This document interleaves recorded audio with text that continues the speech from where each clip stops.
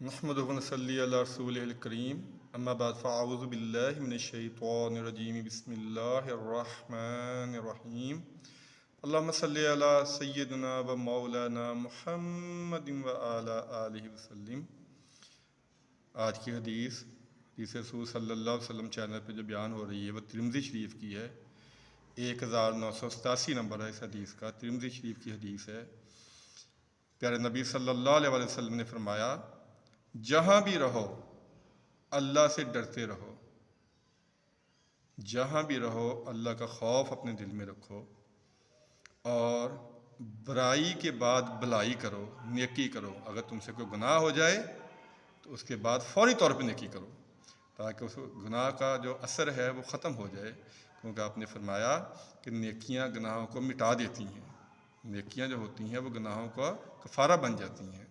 اور پھر آپ نے فرمایا کہ لوگوں کے ساتھ حسن سلوک کے ساتھ پیش آؤ۔ اللہ کا جو ڈر ہے، اللہ کا جو خوف ہے، یہ تو ایمان کی بنیاد ہے۔ جو شخص اللہ سے نہیں ڈرتا، اپنے اعمال کو برے راستے میں ہمیشہ لگائے رکھتا ہے، اپنے آپ کو برے اعمال میں رکھتا ہے اور اللہ کا خوف اپنے دل سے نکال دیتا ہے، تو اس کا تو جو انجام ہے وہ تو اللہ تعالیٰ معاف فرمائے ہمیں۔ اس لیے آپ نے فرمایا کہ ہر حال میں، ہر قیمت پہ اللہ کا ڈر، اللہ کا خوف، اللہ کی بڑائی اپنے ذہن میں رکھو کہ میں نے اللہ کے سامنے پیش ہونا ہے اور اس کا میں نے جواب دینا ہے جو اپنے اعمال میں کر رہا ہوں۔ اور دوسرا آپ نے یہ فرمایا کہ ہر شخص جو ہے اس سے گناہ ہو جاتا ہے، اس میں کوئی شک نہیں ہے، لیکن گناہ کے بعد جو نیکی ہے وہ بہت ضروری ہے۔ ایک اور حدیث ہے، آپ سرکار صلی اللہ علیہ وآلہ وسلم نے ارشاد فرمایا کہ میں دن میں 70 مرتبہ استغفار اور توبہ کرتا ہوں۔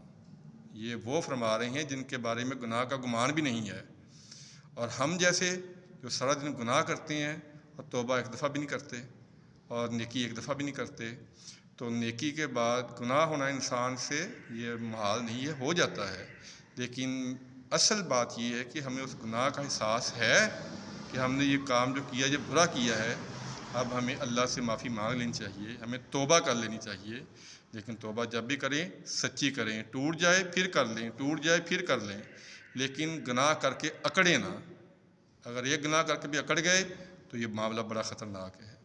توبہ آپ نے توڑ دی، کوئی بات نہیں، دوبارہ کر لیں، موت آنے تک توبہ کا دروازہ کھلا ہوا ہے، لیکن گناہ کر کے اس پہ جو اکڑنا ہے، اس پہ جو اڑ جانا ہے، یہ بہت خطرناک معاملہ ہے، اس کا کوئی حل نہیں ہے۔